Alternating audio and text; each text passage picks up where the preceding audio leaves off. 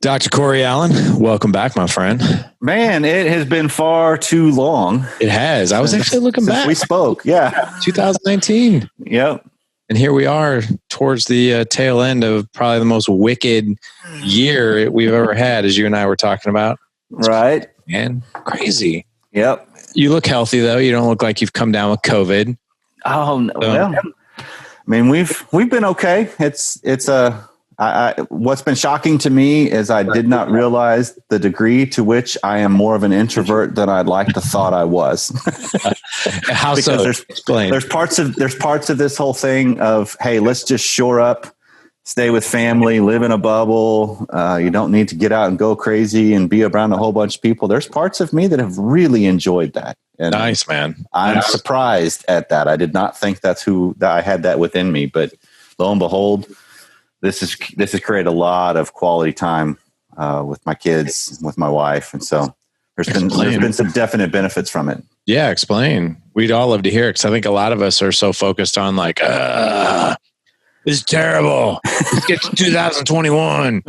So how? Yeah, that's like all of a sudden January 1, everything's gonna be fine. Everything's gonna be fixed.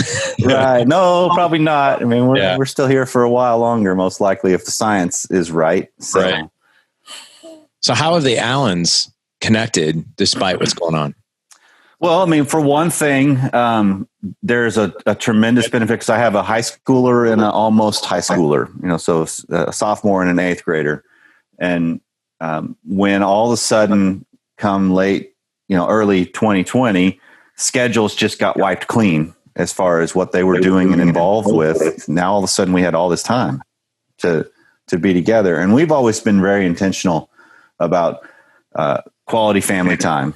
We make a point of meals are at the table together whenever possible, and just doing things together. Plus, we're coming off of 5 years in a row of we would take a month every summer and just go travel as a family and just go see things and do things and live an adventure. So we already had some stuff in place, and so this has helped with just let's make the most of while we're here. And let's do some things together. Let's have some projects. Let's have some fun and just enjoy. Plus, summer in Texas is pretty nice usually, especially if you have a pool, which we do. So a lot of time just kind of hanging out together. And it's been one of those, as your kids get older and start pushing away from you a little bit, it's nice to have those times when they really just can't get away from you. so it's been a good thing. You're here and you can't go anywhere. Sorry. Your curfew is 5 minutes from now. Right. But we haven't left. I know. Yeah, exactly. Yeah. We did the same. We really came together as a family. There were some ups and downs, right? There was peaks and valleys, but I would say a lot of it came from probably like yourself, like, hey, how might we connect in a way we never have, being that we're facing circumstances we never have. Mm-hmm. So we normally go on one vacation per year during the summertime. And this year was a bit, we were just like, probably can't do that. So what we did is we did something really cool. And we're actually, I think, don't quote me on this because I'm saying this and it will be forever out there. But I think what we're going to do is we're going to create a wall in our basement that says 2020 didn't stop our family. And what we did was over the summer was I took off work every Wednesday. And we created an adventure every single Wednesday. And the adventure rules were this: go somewhere you've never gone, do something you've never done. And we did 12 of them. Okay. 12 adventures as a family. And we were like, it was cool. It was really, really cool. And we did all kinds of things. I won't get into it now for the sake of time, but it all stemmed from that question of how might we connect in a way we never have, being that we're facing things we've never faced. Yeah. And it was cool. And we created a lot of memories despite COVID. Yeah. So take that, COVID.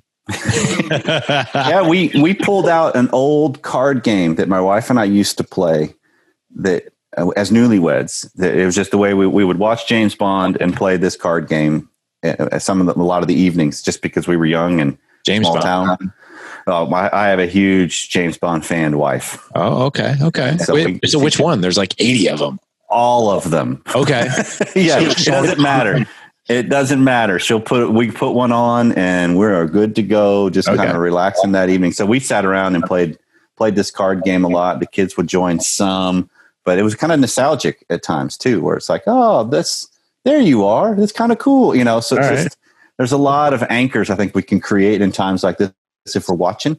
Yeah. That you can realize now the trick becomes, as the world's opened back up and will continue to do so, and whatever the new normal is going to be, how do I say no more to some of the things that maybe I don't want creeping in? Yeah. And taking charge of things. So that's the next hurdle. Lovely party. Pity I wasn't invited. I love it, man. That's cool. Good for you. I feel like I'm getting a whole new side of you. Let's get to what we're going to talk about today, which is in the show banner. That's why every guy is listening, right? We're talking about sex. We're talking about intimacy, that physical part of our relationship, emotional connection of our relationship, the higher desire partner, which is usually actually, I'm sure you do, but what's the percentage of marriages out there where the man is the higher desire? So the latest research I keep coming across in the trend, it's a very little dip and valley, dip and peak on how that changes, but it's roughly 60 to 70% of the couples out there. The husband is the higher desire spouse or partner. All right. So, but I did read where 80% of people who share statistics make them up. So is that? That's fair. Right. Science always has a little bit of skewedness and agenda associated with it. We got to honor that. But no, I have to mess with you only because I can't remember what podcast I guess I had on, but I cited a statistic and he shot me with that. I was like, good one. Touche. I love it. Yeah. So obviously a man show, a dad show, a lot of us, it's definitely fair to say that we are the higher desire. What do you think? Why do you think that is? Is it just the way we're wired physically? Well, so there is a biological component, absolutely, that differentiates men from women. One, first and foremost, if you're just talking straight chemical, men have more testosterone going through their system than women do, and testosterone can also be called the horny chemical. All right. There's a lot of other benefit to it because the energy, focus, recovery. There's a lot of different things that come with it, but it also creates more likely spontaneous arousal. Everything has to come from a trigger somewhere as far as that goes, because it's either a thought or a visual that triggers that whole process and mechanism going. Whereas most women, they're more responsive, not spontaneous in their sexual arousal dynamic. But for men, a lot of times we're more visual. It's more of an identity. It's more of a value that we place on it, which is fascinating to me on the whole concept of I get so much of my worth on a relatively speaking small appendage if you're looking at the rest of my body, right? so it's just this whole concept of, it's that whole thing we face that if all of a sudden I don't rise to the occasion, the whole world is falling apart. I mean, forget 2020, it's even bigger than an issue than that. So there's just a difference in who we are, and then also how we're socialized. Yeah. Because the Western culture for sure, but if you look at it worldwide, even throughout history, it's been a male-focused thing. That sex has been about satisfy the man. Yeah. And it's not until recent history that the women's empowerment, the women identity, and just the value of their own sexuality and their own power that comes within that and uniqueness, that they're finally starting to get closer, not closer to equal footing because it's not close yet, but they're getting a platform. Rise to the occasion, no pun intended, right? Exactly. That's intentional. No, that's pun intended. So. Yeah, it is. So when you mention that women are, quote unquote, the lower desire, but for men, right? It's a thought, it's a visual. It's like, oh, bam, I'm ready to rock and roll, right? For women, though, in your experience, what exactly do they need for them to be like, yeah, let's rock and roll? Okay, so a lot of it is just going to come down to the biology of how each of us are, and again. Let's start first with the idea of higher desire and lower desire are just points on a continuum. Neither one are right or wrong. Okay, because that's a huge quantifier that's got to be out there. Because too often I get couples that come to me where we'll keep the stereotype and the tradition going of the woman is the lower desire, and they're coming in under the auspices of she is broken because she doesn't want sex as much as he does. But nobody has actually stepped back to ask the question of, is the sex they're having even worth wanting? Because if they're both honest, it might be really lousy sex that's going on. And he's the one that wants multiple helpings of really lousy sex. So he needs to be called into question of what's that about? Because it's not really good of what you're wanting. And that's beyond just the physical. This is getting into the depth of the connection and the sophistication of what it actually is. But if you're talking about spontaneous desire for a woman, a lot of times there's just one way to think of it is like it's a mechanism that it's just not on the radar, but they can respond. And if their brain can kind of at least have a moment of pause of, you know what, maybe I could be involved and interested in that. It's going to take a little while for the body to catch up. Whereas a lot of times the reverse can be true. A man, he gets a response and he's ready to go because it cuts right through everything. But there's actually, through some fMRI studies that have been done, it's pretty fascinating that when you're talking about just the biological difference, you know, every man that's listening knows probably what I'm talking about when you say the point of no return, when you're dealing with a sexual encounter, that you're going to hit a point where, you know, orgasm, ejaculation's coming and there's nothing stopping it, right? You could try, you could think about death and baseball and a nun, you know, whatever it is, and you're not trucks. Right. You're not stopping it. But there's actually, with a woman, a lot of women, when they're really into the throes of an orgasm, it's almost waves that come for them and the way their body responds to it. It could get derailed even in the middle of that. And so it's just, there's such a different wiring that goes on. And so a lot of times a woman, it's just different, and we need to help create a better environment, maybe a little slower process to let her catch up and get involved. And this is where it gets delicate, because too often I think us men, we then start carrying too much weight for her rather than she needs to up her game too, to be involved. It's not just, I have to get you in the mood. She has to be open and interested and seeking some of that herself too, to really reach the culmination of what sex can be in a relationship, at least. What do you find is in your practice, because you work with couples, obviously you've been doing this for years, if you were able to stereotype and maybe lump a large percentage of women like in this particular category, this one and this one. So like in your experience, what actually gets women going? I think let's keep it in a marriage context. Yeah. Because that's where I work the most, because there's a whole lot of blue pill, red pill out there when you're talking about dating and just being an alpha, being a bad boy, being all that kind of stuff, that none of that really cleanly translates to marriage. Because to really get a wife going, to me, the main factors for a man are your consistency, your character, and your integrity. That are you the same person in all aspects of your life that she can count on and rely on? This is a quote from Dr. Robert Glover, has a statement of trust equals lust. And if I want my wife to lust after me, she's got to trust me. And that means I am living trustworthy. And it's little things even. I'm not talking about the big, egregious things that break trust. I'm talking about, it's a little ding if I say I'm going to pick up milk on the way home from work and I don't get it, I forget. Even if I go back to get it, I've got a little ding, because she can't count on that, right? And so it's just this, I need to be very, very clear about my yes is my yes, my no is my no. I'm upfront, and this gets men in a dilemma, because a lot of times, for whatever reason, we get really afraid of the reaction. If we disappoint them or don't live up to their expectations or something. And so all of a sudden I'm doing all these gymnastics to try to avoid disappointing her emotions, rather than realizing, you know what?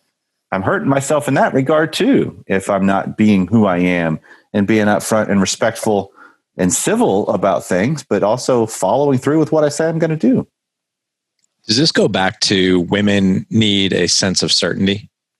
Because is that a big thing? I think there's a component of a woman, by and large, the feminine is a security-seeking creature. You know, they get their identity in some regards. I mean, we all get our identities from a lot of different sources. It's kind of a fluid thing. It's how am I productive at work? How am I productive at home? How do I provide? You know, all these different things. And for a woman, there is an element of how do I get my identity by the people that I live my life with? How are my kids? How's my husband? You know, what's my life? What's the story? And there's a component of that. It's not the entirety of it for sure, but there is definitely a component of that. And if there's someone I'm seeking to live life with, that I'm wanting someone to basically help set a good tone, be a good captain in my world, then I need to trust that. So the line from Anchorman of like, kind of a big deal. Like, you should know me. Like, that's not a turn on, is what you're saying? Like, it's more. Well, I don't know. In some regards, it could be. Because, and this is where, if it's in line with character, and that's kind of carry yourself, then absolutely if it would be. But if I pull that with my wife, that might be a little out of character for me. And she should see right through that going, nah. No, this baby, not going to work. So we say this all the time on the podcast and in the community, but foreplay, connection, emotional connection, physical connection, trust, all those things happen the moment your feet hit the ground in the morning, right? Out of bed, versus like, oh, I'm ready to in this moment. Right. Like the entire day really needs to, and not just that day, right? But things need to build. Well, so Esther Perel's statement on foreplay is that foreplay begins after orgasm, because you're working to set up whenever the next orgasm is going to be. And so there is a component of, I change it as because I'm the higher desire in my relationship. And so I change it as, there is a component of my life where I am always looking to close. And that's just interwoven into the way I carry myself. It's not about how does she respond or is it working or not. It's about that's who I want to be. That's just a part of who I am. So what are some things that you do very intentionally that like, and maybe and I'm not talking about like, oh, if I do X, then I'll get Y, right? Because that's going back to Dr. Robert Glover, right? That's like those covert contracts. Right. But Dr. Corey Allan, as a man, as a husband, as a human being, you're like, you know what? This is how I operate within my marriage. And it's not based on an agenda, and it's not based on like, if I do X, she'll do Y, but this is just how I operate. So in your day-to-day, your interactions with your wife, how you guys connect, the things that you do, as far as like, these are the things I'm going to do as your man outside the bedroom to provide that connection, to provide that security, to provide that certainty. What are some things that you're like, this is part of just my daily regimen? Okay. So one of the easiest ones, and this actually came from Dr. Glover, just because he's a good mentor and friend of mine over the last several years now. He framed it perfectly. And one of the things that really just struck home with me, this was probably almost a decade ago, that whenever I'm presented with option A or option B from my wife, regardless of what it is, and regardless of if I care about, hey, do you want steak or chicken tonight? I make a decision for her. Now, if she's presenting me something, I make a decision. I make a call, because I used to do the whole nice guy, I don't care, whatever you like, right? But the premise being, she wouldn't be bringing it to me if she already had a preference. And because this is about both of us starting to try to just stand up and not be afraid of each other, not be afraid of disappointing each other. And so that's a big one that doesn't seem like it's foreplay, but it is in my mind. And I actually, on the show at Sexy Marriage Radio, we actually have an episode called Foreplay for Foreplay. And that's the connection we're talking about that gets us already a little, that brings the ground up higher, the threshold a little higher, to where now the transition into sex isn't as much of a monumental task, because there's just been the component all the way through. So that's one. The other is I'm much more likely to say what's on my mind, especially when it comes to a sexual arena with her. I walk in, she's changing, or I know she's changing, and I missed the show, and I say, dang it, I missed the show, and I had my dollar bills already, or, just something, just being playful, stupid, but because it works with her on she likes the fact that she knows I'm into her. And and that's a balance, right? Because if you do it all the time, then it becomes, golly, I can't even take my clothes off for that. But so it's finding what works for your dynamic, and then maybe pushing it just a little bit, because each of us are trying to get to what's comfortable, right? I mean, with your wife, I'm getting close to the line, and so could you take one more slight step towards it? Or do you take a big leap and what could happen if you go way across the line and you just shot? You're going to have an issue to have to discuss and deal with, because it did go across, or it was something that was just made it too uncomfortable. I'm really glad you brought up the decision thing, because I think a lot of guys out there are like, whatever you want, that's cool, yep. Right? So I've noticed too that, and I've only been doing this for probably the past year, but like really taking the reins on decisions. Because if I look at my wife, you have 2, we have 4. And right now we're in a hybrid situation with virtual learning, yada, yada. Mm-hmm. So my wife is just bombarded with decisions to be made all day long.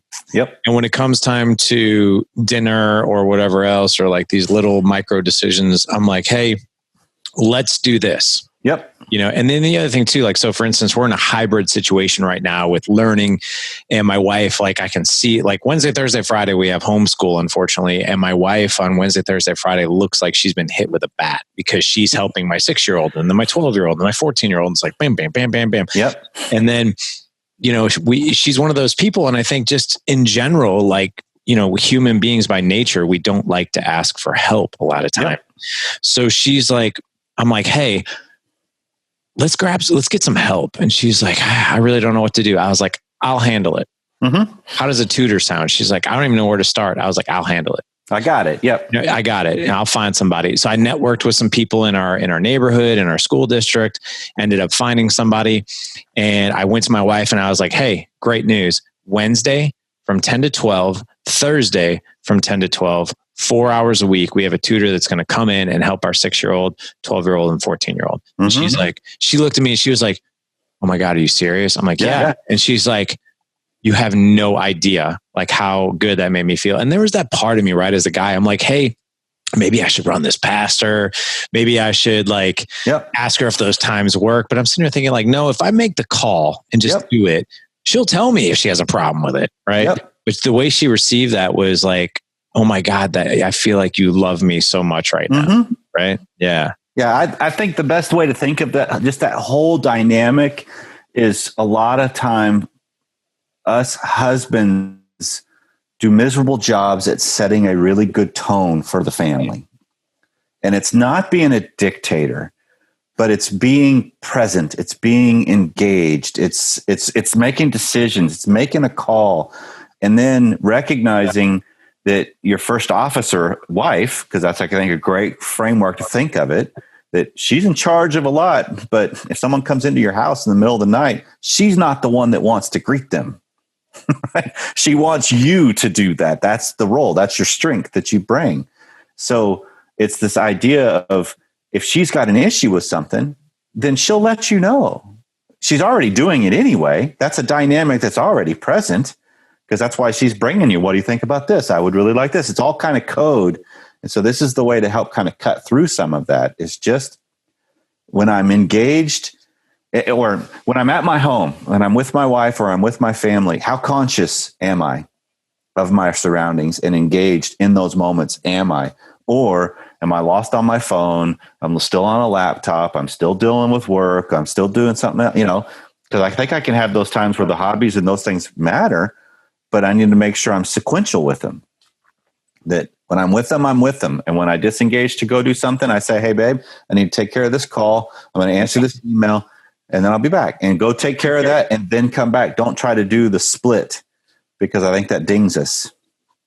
Yeah, it goes back to that trust, right? Yeah, I like that a lot. As far as communication, I know you've just recently launched an app, right? That really helps couples with this, and I want to go through that. It's called Intimately Us. You can download it from Google Play and also the App Store. But going back to just having conversations, Dr. Glover talks about this. We all talk about this as men, being able to ask for what you need, want, desire without shame, guilt, or all these other things, or worst of all, like harboring it, right? Right. Holding it back in such a way where you're like, gosh, I really want to ask for this, but I'm terrified of fill in the blank. Right. Right. So when it comes to men who have issues, or fears asking for what they need, want, or desire, what advice do you have around that? Well, first off, probably recognize that it's just the reality of a marriage, because as you think about it, with some circles, we have no trouble asking for what we want. Some people, some get so far as, you make an order at a restaurant and they bring you the wrong order and they eat it because it's like, oh, well, I don't want to, and there is this element of, I don't want to be felt. I don't want to be seen, because that's largely sometimes the way people have been raised is you're not to be seen or heard ever in your life. And so that's a little bit of a different dynamic, but there are a lot of times where it's like, someone, it crosses a line and it's pretty easy to, hey, hold on. I don't know if you recognize this, but this just happened. Right. And maybe you're civil or maybe you're not in the way you address that, but you're able to. But as you climb up that hierarchy of importance, which that's where kids and wife come into play, it's riskier, it seems like, right? Because I think there's a part of our brain that just gets caught in this trick of, well, if I piss her off, I could never turn her on. So therefore, I got to be very careful, because she's always got to be in a good mood to maintain the possibility of availability. There's another Dr. Glover phrase, that because I'm afraid if I make her mad, I can't get laid ever. And it's like, that's such a demeaning statement to think about the complexity of what a woman really is. And so it's just learning, okay, how do I go about speaking with what I want, need, or desire? Because there can be a component of, maybe I'm too demanding. Maybe I'm a little blind on what I'm asking and how I go about asking it. But then the other is, I'm already probably showing those things anyway through the manipulative covert. I'm trying to manufacture, I'm trying to hint, I'm trying to whatever, rather than she already knows, right? Because that's, every husband out there needs to understand, a woman knows the difference between the time when a man wants to just have sex versus the time when a man wants to have sex with her. And there's a huge difference in those two things. And so this is where it gets into, how am I being upfront about, am I just looking for her genitalia or components of her, or am I looking for her? And that's two different beasts. Explain the differences. So there's a difference between the times where I'm looking for sex because I'm feeling a little weak, a little insecure. I'm just overblown, horny and charged, and I'm just looking for a release, or I'm anxious about stuff, because we all seek sex for a variety of reasons, and it's usually not cleanly always one. Right? There's both, because that's that whole. This is the sophistication of marital communication, that if I have a time where I'm seeking my wife and she's like, oh, you're just looking for sex. Like, yes. And I'm also looking for time with you. And it's like, I don't know sometimes it's very hard to distinguish which is the predominant of those two, right? Because it's built into both. So there's a difference between, am I a guy that's just, over the course of what I've done in my marriage, has it largely been just about satisfying my needs? Or is it also about engaging with her on a deeper level? Do I slow down to actually have her be a part of the process? Am I willing to take time to warm her up and create an environment that will do that is catered towards her? Would I be even okay if I said to her, you know what, honey, I'm going to let I want you to be the main event. That's actually what I want. Nothing about me. I don't want you to touch me. This is just about me touching you. And am I okay with that? And it's just, those are all kinds of things that I think a woman recognizes. He's just looking to get off, or he's looking to have a time and experience with me. That makes so much sense. Oh man. Well, here's the other way it happens though. Because think of it. How many times do we, and I'll throw myself under the bus. How many times have I, in the course of my 27-year marriage, come at my wife saying, I'm really looking to spend some time with you, meaning I want to have sex with you. And she says, I'm really not interested in having sex. And I go then watch SportsCenter. So my move was a lie, because it wasn't, I'm looking just to spend time with you. Because if that's the case, then I could have just climbed into bed and we could have talked. We could have snuggled. We could have played a game. We could have something else. Maybe it leads to sex. Maybe it doesn't, but I'm spending time with her. Versus, okay, she knew those. She knew that game of like, no, you're not looking to spend time with me. You're just looking to have sex. And I'd be better off by saying, yeah, you're right. That's exactly what I'm looking for. I'm not interested in that. Okay. Well, then we'll deal with it. We'll figure out a different way to navigate those waters next time.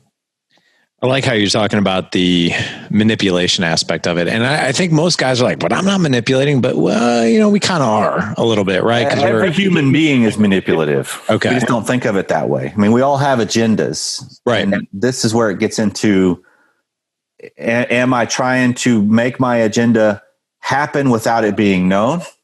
Or do I bring it out and I handle whether or not I get it better? That makes more sense to me. And the other thing too, is that, I mean, if you think about this in the workplace, right?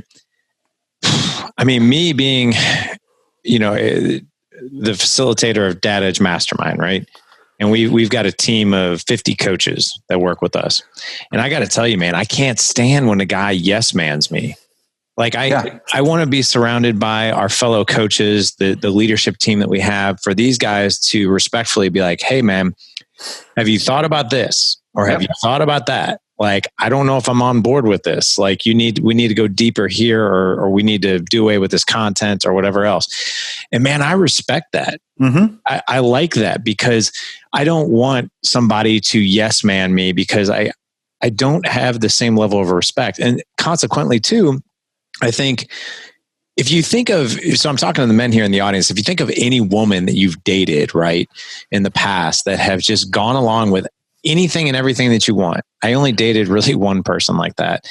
And I'll share this story with you real quick too, because like I dated this girl freshman year of college, and this girl was physically strikingly beautiful, right?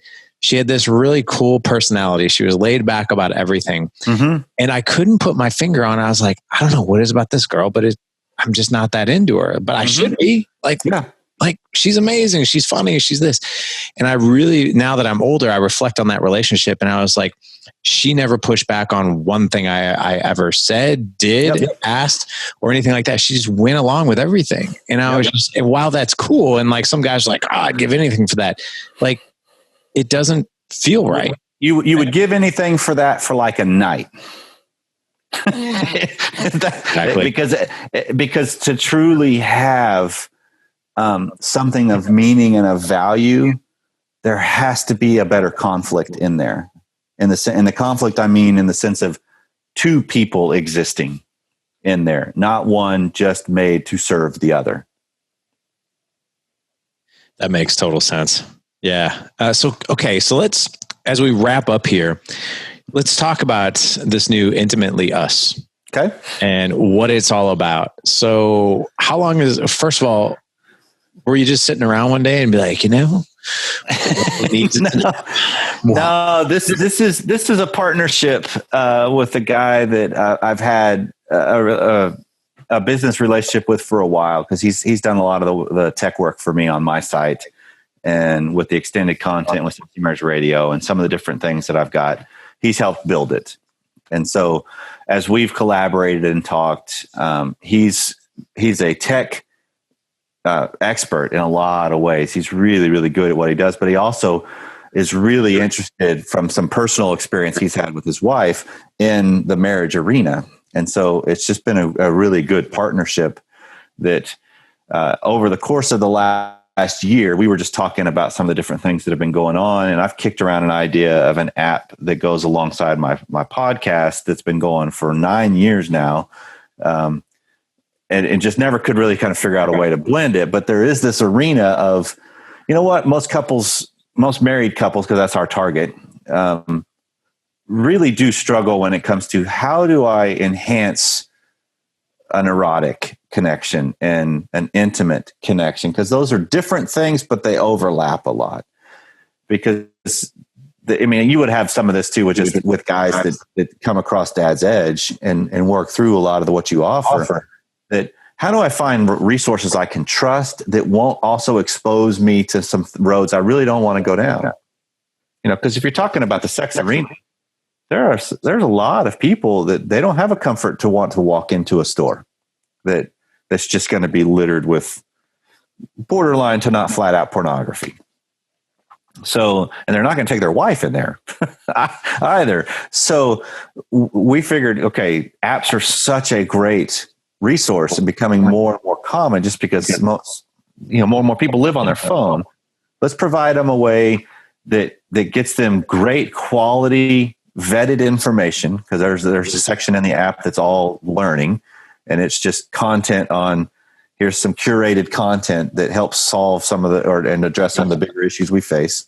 But let's also give them a way to connect with these communication tips and starters. And this is just the whole connection component to it. This on the intimacy side. But then there's also a couple games built in that help couples.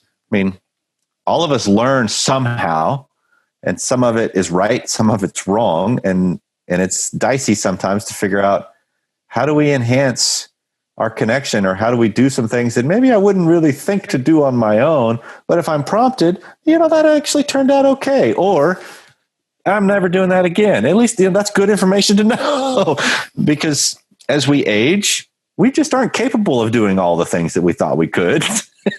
And sometimes after you try something, it's like, yeah, I didn't get what I wanted out of that. It wasn't what I thought it would be. And perfect. That's good information to know, because now I've taken away the fantasy of that's the thing that's missing. And I've started to replace it with what's really missing is I just want the deeper communion kind of connection with my spouse, with my lover in this moment, not just what are we doing or not doing. And there's a lot going on. And so there's just different aspects of this app that help steer towards people just want to dip their toes in it and try it out, versus those that are like, oh no, I want the neighbors to hear what's going on. And it doesn't go quite like, hey, make sure your neighbors understand. That's not part of the whole, but it does entice and add some variety and spice for sure that maybe people aren't going to think of or be prompted to do in the moments. I can't believe the ceiling fan didn't hold both of us. Well, you might need to shore it up and make sure it's anchored a little bit better. Right. Going back to what we were talking about in this very first episode, when we did our adventures, right, this summer, not every adventure went to plan, right? Yep. But that was, and they're in the moment, you're like, oh, I don't know if we do this again. Right. But it's good information to have. Right. Yeah. And it's good information to be like, so, we actually just this past weekend, we went on a weekend getaway, and it's kind of a miss. Right. But my entire family has never been on a boat. Like as far as like my 4-year-old, my 6-year-old, 12-year-old, 14-year-old, my wife and I, and we were like, you know what? We're going to this lake for the weekend. Let's rent a boat. Let's run a boat. Like that would be a cool adventure. And here's the funny thing. I had these grand, like, oh, it's going to be amazing. Like kids are just going to have so much fun. It's going to be awesome. We're going to swim. And we got out there in that boat, and my 4-year-old was terrified. Like he thought death was coming. He screamed, and I was like, "Oh wow, okay." And then so we where we rented the boat, we came back to the place where we were staying, and my 14-year-old was like, I think I'm going to stick around with Grandma and Grandpa and play some games while you guys are on the boat. And I was like, Are you kidding me? And then my 12-year-old was like, yeah, like I think the same way. And then my 6-year-old was like, I want to go back out on a boat. So it was just me, my wife, and my 6-year-old. And at the end of the day, we came back to the place. We picked up a few other family members that weren't our kids. They wanted to go for a ride on the boat. My wife and I looked at each other. We were like, it didn't really play out the way I thought we did. But here's the cool thing. in my mind, I was like, oh, it'd be awesome if the whole family went out on a boat. And had we not done that, I would have felt like, oh, wait, there's something missing. But I'm glad we tried it, because it's sort of like check the box, because we checked with all the kids and we're like, hey, is that something you guys would want to do again? And they're like, yeah, it was all right. Yeah. So like, and this is probably the same thing. It's like, okay, we tried that. Yeah. Kind of got it out of our system. Do we like it? It was all right. Or it was really cool. Or like, no, we're not doing that again. But yeah, I like to help people understand that, to me, the marker of a great experience with a spouse or family isn't, was it successful or not? It's more about, did I recover well? Right? Because think of how many times do I try something, and let's keep it in the sexual arena. Hey, let's try this. And it just didn't go well. It was like, it was uncomfortable, or you get a leg cramp, or, something, just because those things happen, because that's not what Hallmark talks about, but that's absolutely what goes on in married sex. So did it disrupt and destroy everything, or did you recover, reconnect, keep going, and lo and behold, it actually ended up maybe even better? And so it's just, that's all good information to realize. It doesn't always go seamless. Rarely, maybe, does it even go seamless. Yeah. But did I recover well? And did my wife recover well? And that's the whole goal. Yay, us. Look at us. We handled that well. We didn't lose it. We didn't get all mad at each other and storm off. Instead, we calm down, reconnect, back up, whatever you got to do, and you just kind of keep going. And I think that's a win then. What are your thoughts on keeping a sense of humor in the bedroom? Timing matters. But well played. Yeah.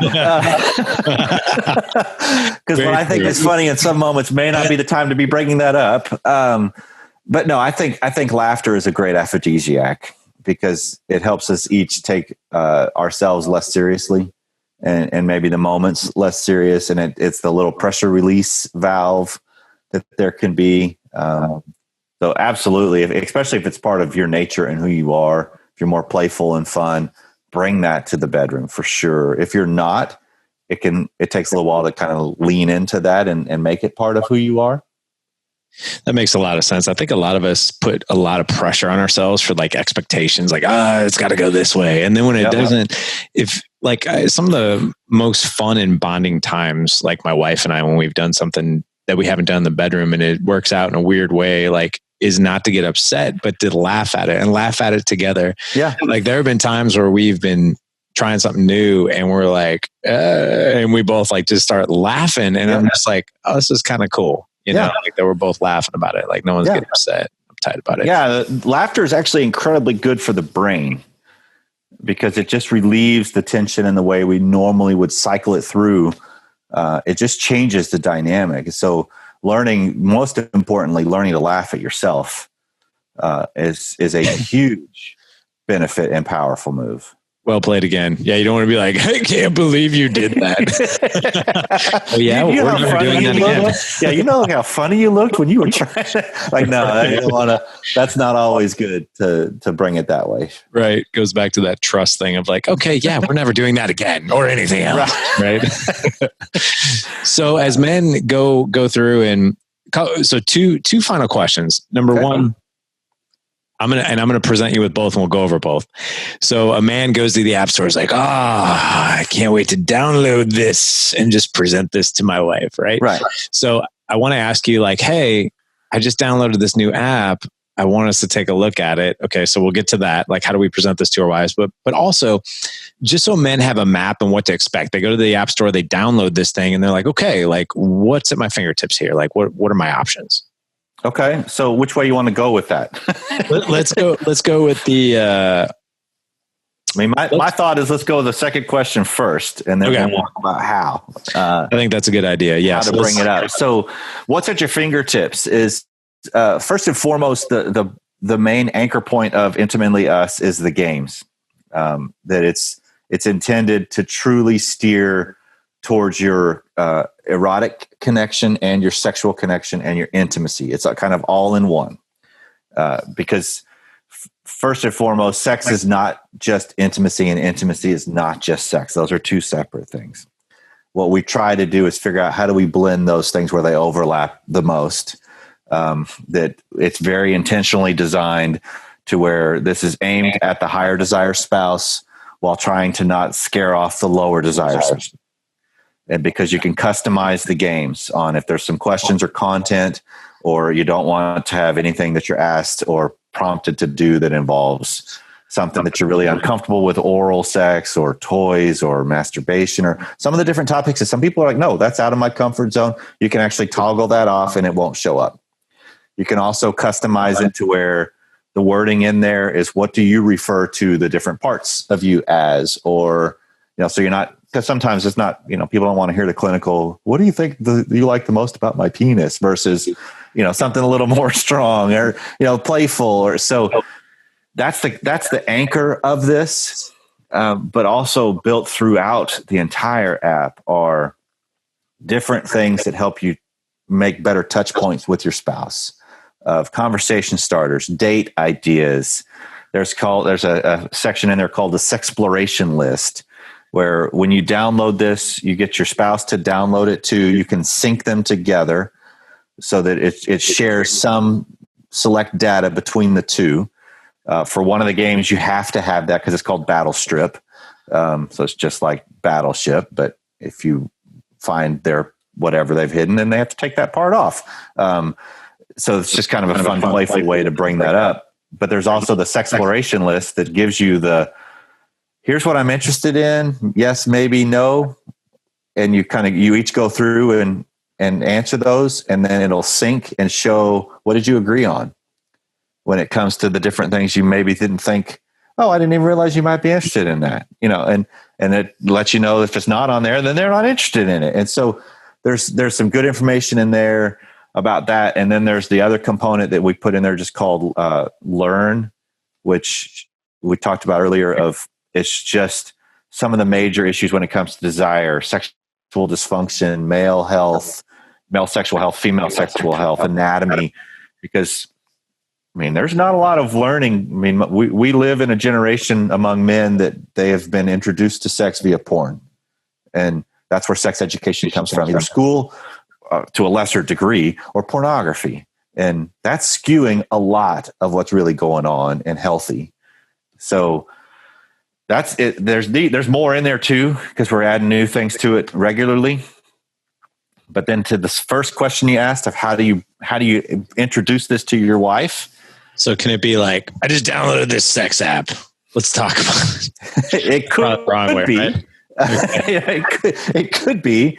But one of the things that you have to recognize, that anytime you're introducing something novel, quote unquote, in marriage, or something a little beyond the normal comfort circle, that move is always unilateral. So it's an exposed move to say, hey, I just found this app. I've checked it out. I think it's really good. You have exposed yourself to where your wife could be turned off, offended, hurt, frustrated. There you go again. All you would think about is sex. There's no way around that. So that is the reality of, if you say, hey, I want to do X, you can't undo that bell, right? So that's just the reality and the dynamic. So how do I bring it up? It's likely the easiest way is you have it on your phone, and it's a time when you're having a good conversation, and say, hey, I just found this thing, and I think it's really cool because there's a lot more information than just about sex. Because most of the time what we have found is the lower desires, this is the data that we get and feedback from them, when a lower desire downloads the app and logs on, the first places they go is the learn area. They want to read up on, okay, teach me some stuff, educate me. And what we want to do is give good quality information that is safe without it being crass or crude, that it's upfront, it's honest, and it's accurate. And so we feel like if we can build trust that way, then you might have a chance to where then your wife is going to be more interested in, okay, now let's play a game. Let's try this out. So husbands need to recognize if they're the higher desire, introduce it, but just like sex, it's like foreplay. It's got to warm up. Right. It's not likely a wife's go, oh, well, sweet, let's play. Right. So maybe there are some absolutely that would do that. But for the most part, it might be met with a little reluctance. Okay. come back to it later and say, hey, I think this is still pretty cool. I'd like to try it out. Rather than, I told you about this. Why have you not downloaded it? Do you think it's important just to identify the elephant in the room that your wife might actually identify that and be like, you're probably going to think that this is always on my mind. And you're probably going to think, oh, there he goes again. Right. But here's the thing. Like, I love you. I want to connect with you. And I think I'm speaking for all guys here, right? I mean, and you would know this better than anybody. It's not all about the physical release for men. Mm-hmm. At the very core, like I know, like, so I'll share the story with you. I was in the mood the other night. My wife wasn't. And she's like, we still can. I'm okay to do it. And I'm like, no. Yeah. You know what? I was like, I'm good to wait. Like, I would rather have, I want you sex versus like, yeah, we can do it. And she's like, okay, that's fine too. But to me, like, because I at the heart of me being a guy and my wife's husband, like, I don't want to get off. Like, I think that's actually like one of the lowest motivating things when it comes to sex. Like, I want to connect with her. I want to see her turned on. Like, I want that emotional, physical, everything connection versus like, if I want to just get off, like I can do that on my own. Right. I mean, that's the mercy sex idea is also a more crude statement to that is I'd rather connect with you than masturbate without using my hands. Yeah. You know, that's because that's kind of what it turns into. And there are some times where there's such a disparity between higher and lower that is a component of married life where it's like, I'm glad to be here for you. Yeah. I don't have a lot of energy to make it about me. So let's go. And I think if we're more upfront about that's what it is, then I can't have resentment over, well, that's all I got. Yeah. Perfect. That's better. Plus you also get the opportunity of, I'm not really interested in that. I'm going to wait because I want you to be a part of this. So that's a better move then, because you're basically saying, this is what I'm interested in. And I'm not going to just take crumbs in this regard. And exactly. Calling something to a higher level. And so I think that's kind of what the app is designed to do as well. If we're just trying to call things to a higher level, not force or obligate people, but just kind of say, hey, I'm interested in this and I'd love it. Check it out with me. Tell me what you think. Because, obviously this is a whole lot more fun when you're involved in it. I agree. I think, sex is just like anything else in a relationship, right? If you're going to explore like a new financial opportunity, right? A new investment opportunity, just be like, hey, let's go check this out. Or even a new restaurant, like on date night, right? It's like, oh, we've never been to this place. Let's just see what it's all about, right? Let's roll the dice.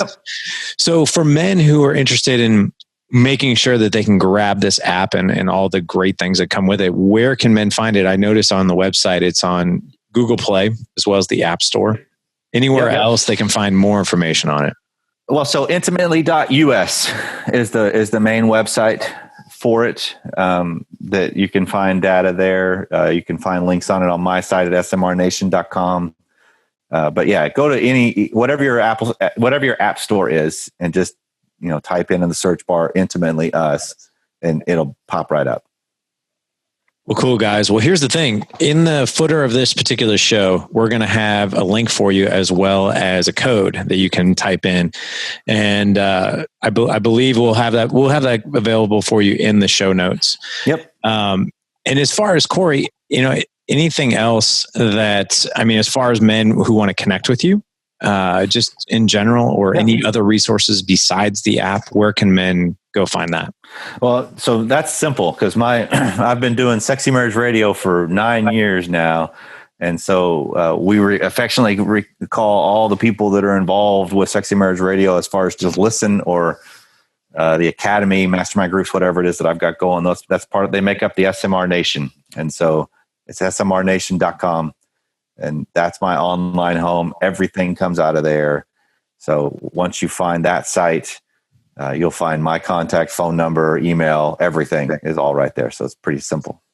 Outstanding. Well, gentlemen, no worries on you don't have to remember all that good stuff. Just go to gooddadproject.com/292 for this show. Again, gooddadproject.com/292. Dr. Corey Allan, this has been awesome, man. This is fun. Yeah.